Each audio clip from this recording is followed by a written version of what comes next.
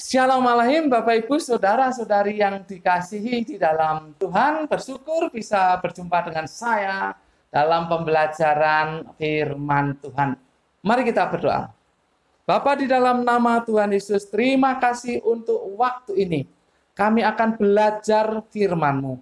Roh Kudus, tolong kami supaya kami bisa memahami kebenaran firman-Mu ya Bapa. Dalam nama Tuhan Yesus kami berdoa. Haleluya. Amin. Bapak Ibu Saudara-saudari yang dikasihi dalam Tuhan, hari ini Senin 5 Oktober 2020 kita akan belajar dari Hakim-Hakim pasal yang ke-7 ayat 1 sampai dengan yang ke-7. Hakim-Hakim pasal yang ke-7 ayat 1 sampai dengan yang ke-7. Judulnya adalah Pasukan Elit, Pasukan Pemenang. Pasukan elit, pasukan pemenang. Bapak Ibu Saudara-saudari yang dikasihi dalam Tuhan, saya menyebut sebagai pasukan elit karena 300 orang yang menyertai Gideon ini adalah orang-orang pilihan. Orang-orang pilihan. Dan dengan mereka lah Gideon mengalahkan musuhnya atau musuh bangsa Israel. Paling tidak ada dua karakter penting di mana orang-orang itu bisa disebut sebagai orang-orang pilihan. Yang pertama, pemberani. Pemberani. Mari kita baca ayat yang ketiga. Maka sekarang serukanlah kepada rakyat itu demikian. Siapa yang takut dan gentar, biarlah ia pulang enyah dari pegunungan Gilead. Lalu pulanglah 22.000 orang dari rakyat itu. Dan tinggallah 10.000 orang.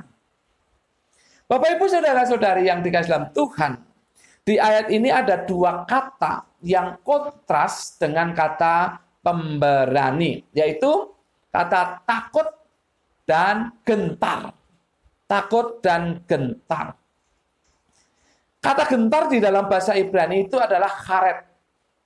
Itu menunjukkan orang yang melihat sesuatu lalu menjadi takut dan ditunjukkan dengan bergetar. Seperti seorang yang menggigil. Itu namanya gentar. Bapak Ibu Saudara-saudari yang dikasihi dalam Tuhan, di dalam 1 Samuel pasal yang keempat ayat yang ke-13, kata itu diterjemahkan berdebar-debar. Karena dikaitkan dengan hati. Jadi orang yang takut dan gentar adalah orang yang takut baik di dalam dirinya maupun nampak luar. Takut di dalam dirinya maupun nampak luar. Ini ketakutan yang luar biasa tentunya.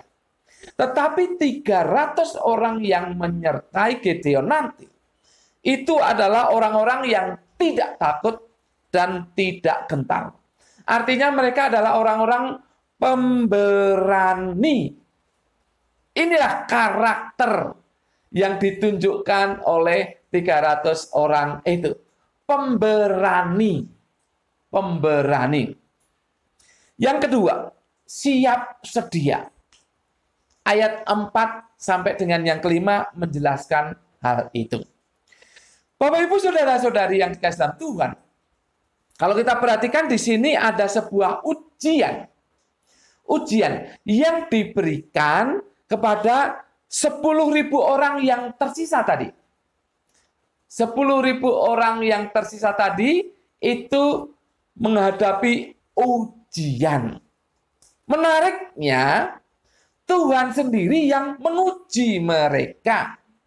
Mari perhatikan ayat yang keempat. Tetapi Tuhan berfirman kepada Gideon, masih terlalu banyak rakyat. Suruhlah mereka turun minum air. Maka aku akan menyaring mereka bagimu di sana. Siapa yang kufirmankan kepadamu? Inilah orang yang akan pergi bersama-sama dengan engkau. Dialah yang akan pergi bersama-sama dengan engkau.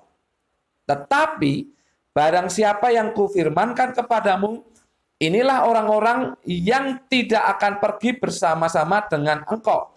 Dialah orang yang tidak akan pergi. Aku akan menyaring mereka. Kata menyaring dalam bahasa Ibrani itu tesaraf. Tesaraf. Itu sama artinya dengan menguji.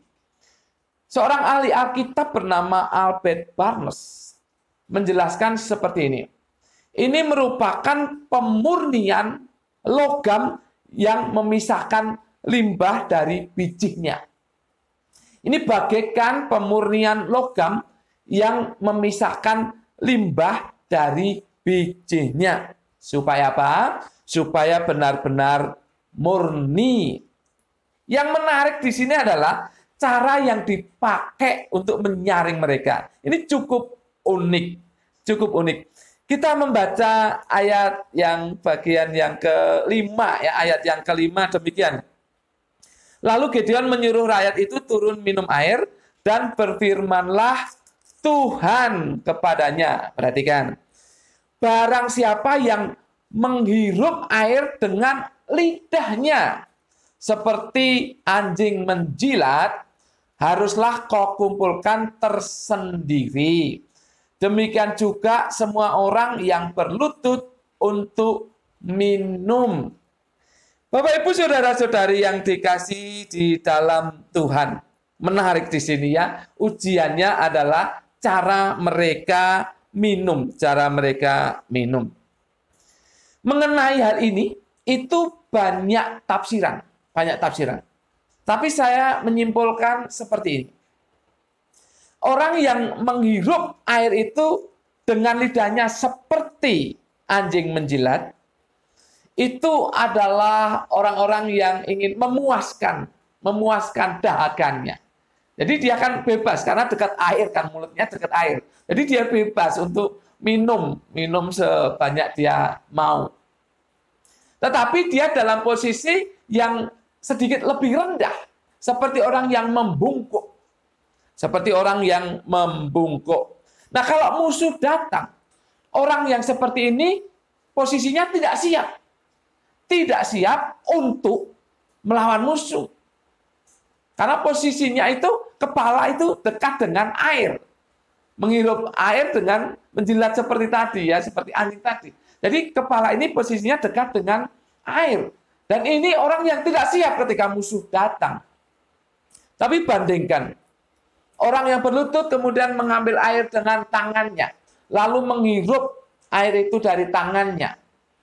Itu hanya sebatas air di tangannya saja. Tidak bisa lebih. Bahkan kalau air itu ditaruh tangan kan tumpah juga ya. Tumpah. Hanya sedikit. Secukupnya. Dan posisinya dia lebih siap ketika ada musuh datang. Posisinya lebih siap. Karena kepalanya lebih tegak. Kepalanya tidak dekat dengan air. Lebih tegak. Ya. Jadi dia merupakan orang-orang yang siap ketika musuh datang. Bapak Ibu, saya simpulkan di sini merupakan kesiapan mental dan fisik. Kesiapan mental dan fisik. Dan 300 orang yang terpilih ini adalah orang-orang yang siap sedia, baik secara mental maupun fisik. Jadi kalau disimpulkan ini adalah 300 orang yang bersama-sama dengan Gideon nanti adalah orang-orang pemberani dan siap sedia, baik secara mental maupun secara fisik. Bapak Ibu saudara-saudari yang dikasihi dalam Tuhan, keadaan saat ini membuat kita harus menjadi pasukan elit, pasukan pemenang. Mengapa? Karena kita menghadapi masalah yang berat akhir-akhir ini.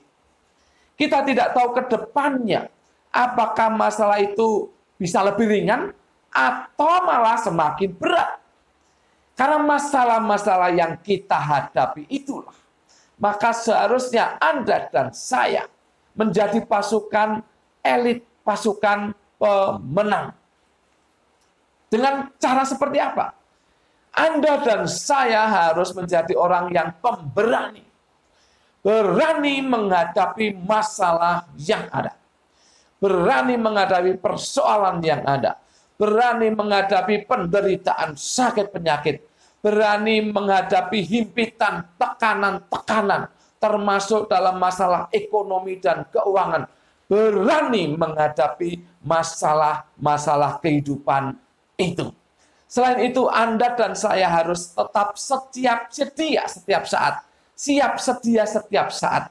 Oleh karena apa? Oleh karena masalah kita yang hadapi ini terlalu berat dan mungkin juga akan tambah lagi. Kita harus siap sedia menghadapinya.